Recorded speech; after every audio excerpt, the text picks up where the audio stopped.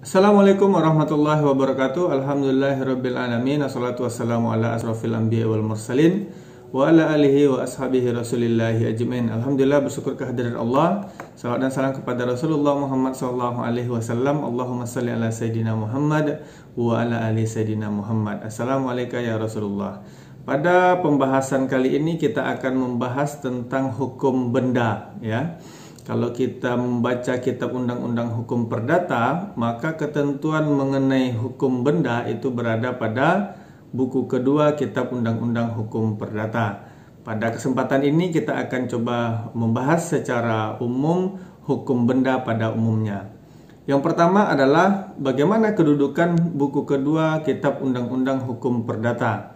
Nah, dalam hukum perdata ini mengenai benda itu diatur di dalam buku kedua Kitab Undang-Undang Hukum Perdata.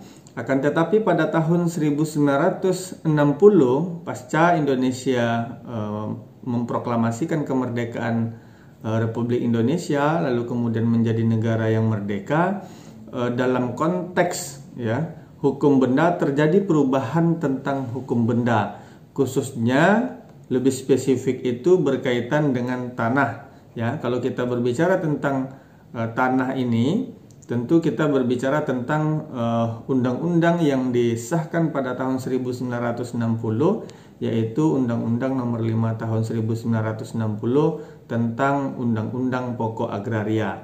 Nah, kalau kita berbicara tentang Undang-Undang Pokok Agraria, akan ada pembahasan lebih spesifik tentang materi hukum agraria, gitu ya. Nah, hukum agraria ini berlaku pada 24 September 1960 ya, yang sebelumnya diatur di dalam kitab Undang-Undang Hukum Perdata. Nah, kalau kita berbicara tentang Undang-Undang Pokok Agraria secara ringkas, tentu ketentuan-ketentuan hukum ya yang mengatur hubungan-hubungan hukum yang berkaitan dengan pasal 33 konstitusi ya, pasal 33 Undang-Undang Dasar 1945, bumi, air dan kekayaan alam yang terkandung di dalamnya dikuasai oleh negara dan sebesar-besarnya untuk kemakmuran rakyat. Oleh karenanya, hukum yang berkaitan dengan agraria atau hukum pertanahan ini tentu kita berbicara tentang bumi, air dan kekayaan alam yang terkandung di dalamnya dikuasai oleh negara dan sebesar-besarnya untuk kemakmuran rakyat. Nah, kalau kita baca Undang-Undang Pokok Agraria, maka ketentuan buku kedua Kitab Undang-Undang Hukum Perdata ini ada ketentuan yang lebih spesifik. Yang pertama adalah banyak pasal-pasal yang tidak berlaku. Yang pertama, ketentuan pasal-pasal tentang benda tidak bergerak yang berhubungan dengan hak-hak mengenai tanah. Itu sudah tidak berlaku lagi berdasarkan Kitab Undang-Undang Hukum Perdata. Lalu kemudian yang tidak berlaku lagi itu juga tentang ketentuan pasal-pasal mengenai cara memperoleh hak ya, yang khusus ya, cara memperoleh tentang tanah. Lalu kemudian penyerahan benda-benda tidak bergerak ya, kalau kita baca di dalam Kitab Undang-Undang Hukum Perdata itu ada dalam pasal 673 ya, tentang ini tidak berlaku lagi tentang pasal-pasal tentang kerja rodi. Lalu kemudian ketentuan pasal-pasal hak dan kewajiban memiliki pekarangan dan dalam konteks bertetangga diatur dalam pasal 625 dan 672 itu ya, ketentuan pasal-pasal mengenai pengabdian pekarangan pasal 674 sampai pasal 710. Lalu kemudian ketentuan pasal-pasal tentang hak obstal pasal 711 sampai dengan pasal 719 itu juga tidak berlaku lagi ya. Lalu kemudian ketentuan pasal-pasal yang berbicara tentang erfah ya, pasal 737 sampai dengan 755. Nah, ini pasal-pasal yang tidak berlaku pasca lahirnya Undang-Undang Nomor 5 Tahun 1960 tentang Undang-Undang Pokok Agraria. Yang kedua, peraturan-peraturan yang masih tetap berlaku. Yang pertama misalnya ketentuan pasal-pasal tentang benda bergerak diatur dalam pasal 505, 509 sampai dengan 518. Lalu kemudian ketentuan pasal-pasal tentang penyerahan benda tidak bergerak ya, pasal 612, pasal 613. Lalu kemudian ketentuan pasal-pasal tentang bawoning, hak atau hak mendiami mengenai rumah, pasal 626 sampai 627 Kitab Undang-Undang Hukum Perdata.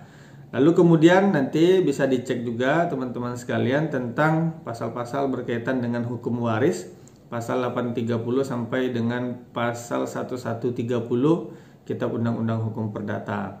Lalu kemudian ketentuan pasal-pasal tentang piutang yang diistimewakan, pasal 1131 sampai dengan pasal 1149 Kitab Undang-Undang Hukum Perdata. Yang terakhir, pasal yang masih berlaku itu ketentuan pasal-pasal tentang gadai, diatur dalam pasal 1150 sampai dengan 1160 Kitab Undang-Undang Hukum Perdata. Yang ketiga, dengan lahirnya Undang-Undang Nomor 5 tahun 1960 tentang Undang-Undang Pokok Agraria, ada ketentuan ya, di sini dikatakan bahwa peraturan-peraturan atau pasal-pasal yang berlaku tetapi tidak penuh ya. Dalam arti tidak berlaku sepanjang mengenai bumi, air dan kekayaan alam yang terkandung di dalamnya itu ya. Misalnya ketentuan pasal tentang benda pada umumnya, lalu kemudian ketentuan pasal-pasal tentang cara membedakan benda. Nanti di sesi kedua kita akan bahas tentang benda secara spesifik. Nah, ketentuan pasal-pasal tentang cara membedakan benda itu diatur dalam pasal 503 sampai dengan 505 KUH Perdata. Lalu kemudian ketentuan pasal-pasal tentang benda di antara pasal 529 sampai dengan 568 Kitab Undang-Undang Hukum Perdata. Lalu kemudian ketentuan pasal-pasal tentang hak milik ya, di antara pasal 570 KUH Perdata. Yang terakhir ya, ada dua yang terakhir, ketentuan pasal tentang hak memungut hasil ya, diatur dalam pasal 570. Yang terakhir itu adalah ketentuan pasal-pasal tentang hak pakai, pasal 818 Kitab Undang-Undang Hukum Perdata.